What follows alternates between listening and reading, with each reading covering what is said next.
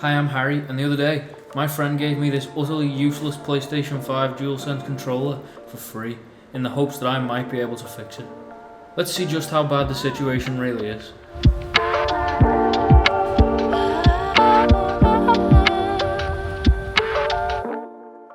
So to do that, I booted up my PlayStation and started a game of Minecraft.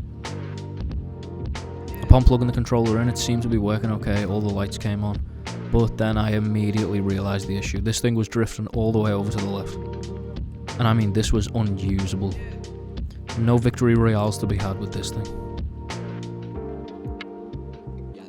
It was pretty clear that the joystick needed replacing, so I got straight to taking it apart. My trusty iFixit kit, which sadly they don't sponsor me, and the PlayStation controller at the ready, I got to it.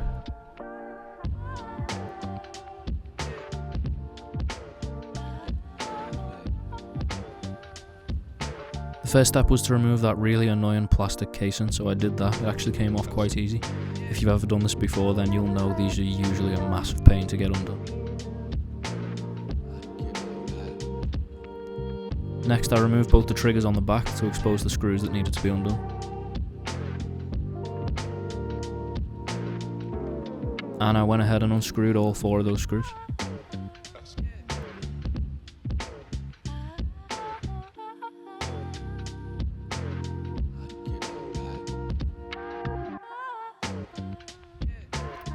With the screws out the way, I could finally start to pull apart the controller. Though I could see here that one of the clips was already broken. I assume that that's from a previous repair that was failed. I don't know. Either way, it made my job easier.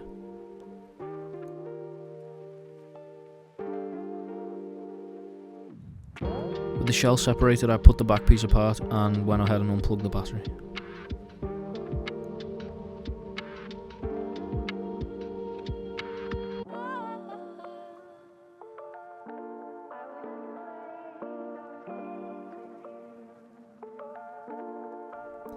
After that, I unplugged the flex cable for the tiny little microphone at the bottom of the controller and undid the battery compartment so that I could get at the main board.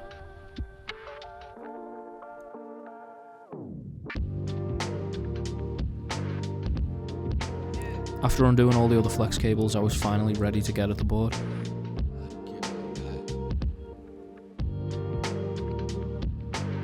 Now all that was left before I could start soldering the joystick off was these 4 wires on each side that apparently are for the vibration motors. I don't know. I have no idea what I'm doing. Now none of you watching know this yet, but I'm something of a soldering boogeyman. That's right, I know all you experts out there are about to run to the YouTube comments section and tell me everything I'm doing wrong, but trust me, I already know.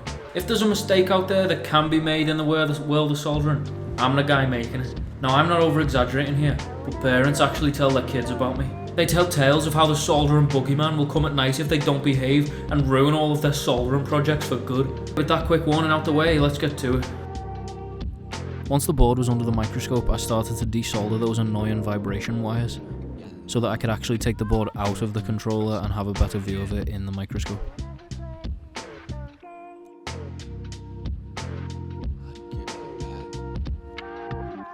For the next step of soldering, it was 14 solder pads on each joystick that needed to be removed and resoldered to, so thanks Sony. So apparently, in an attempt to be as anti-consumer and anti-repair as possible, Sony used a type of solder that has a really high melting point and makes it really difficult to melt the solder. To combat this, I followed advice I saw online and used my own solder to add to what was already there. Apparently this is really helpful for lowering the melting point. And then at the same time, I was taking apart the joystick on the other side bit by bit, so that weird looking bluey green thing you see on the left side of the screen, I'm actually pulling at that with a pair of tweezers, while at the same time trying to heat up all the solder pads at the same time on the flip side of the board. Now, I bridged them all together to try and heat them all up at the same time, which you can kind of see here, and I cut a lot from the video. This took me far longer than it looks to you, but eventually I removed my first piece of the joystick. Next it was time to just try and heat the solder back up and get it off the board so that the holes were available for the pins of the new joystick to go in. That white thing that you see next to the soldering iron is a solder pump. It basically just sucks the solder off the board while it's melting. As you can see here, I finally managed to do just that, but the board was looking real burned. I don't know if that's me melting the plastic or what that is. Like I say, I am no expert. I just had to cross my fingers and hope that I hadn't ruined the board. Now that blue thing on the left, see, that's another one of those sides of the Joy-Con that I had to pull off with a pair of tweezers. So once again, I tried to bridge all the points with my own solder so that I could heat them up at the same time, while also trying to absolutely wreck that thing off the backside.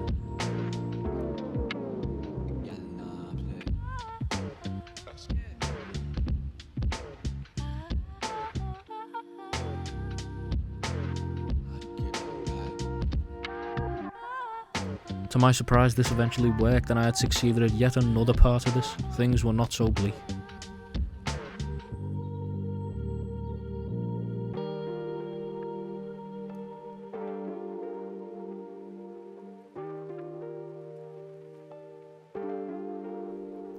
Just like on the other piece, I used the soldering iron and the solder pump to remove the solder that was left. Solder, solder, solder, too many times, said it too many times.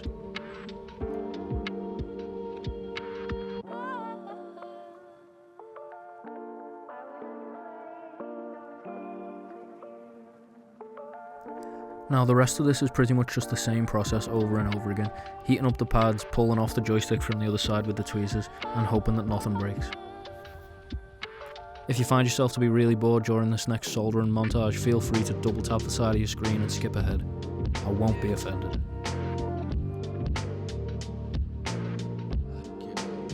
Just for some reference, this is what the other side of the board was looking like.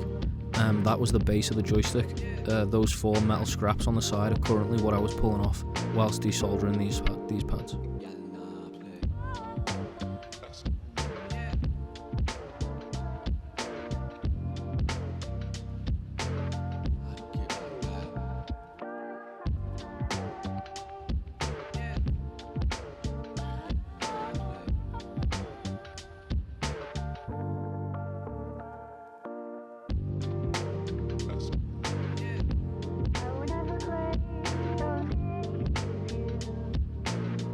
Finally, there were only 4 more of these pads to be desoldered.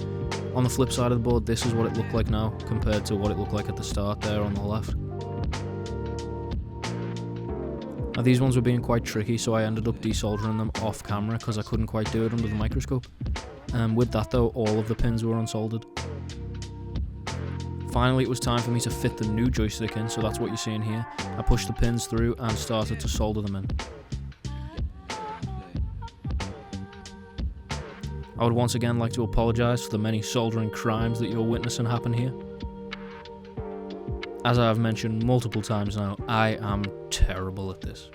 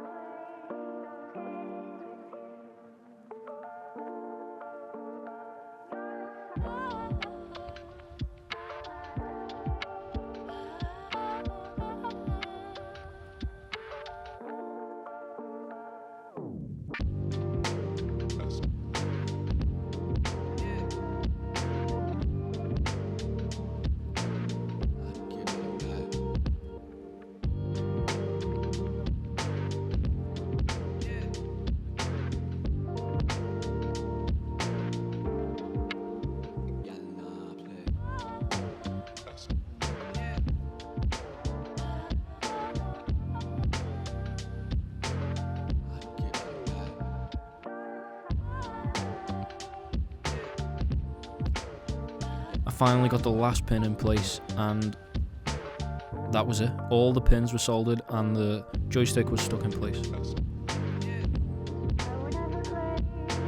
Now, to give us all a bit of a laugh, I've also included this shot where I compare what it should look like factory set to how it looks like when I have set all the solder on the board.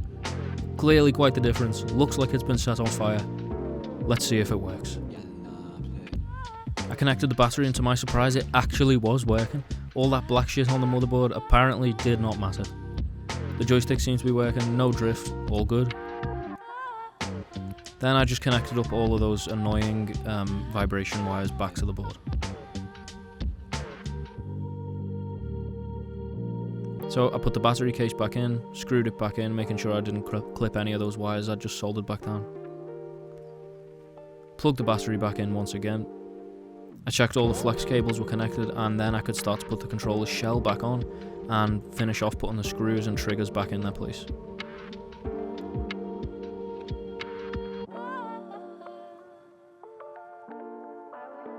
I clipped on that final piece of plastic, and that was it. Another successful fix for Harrii.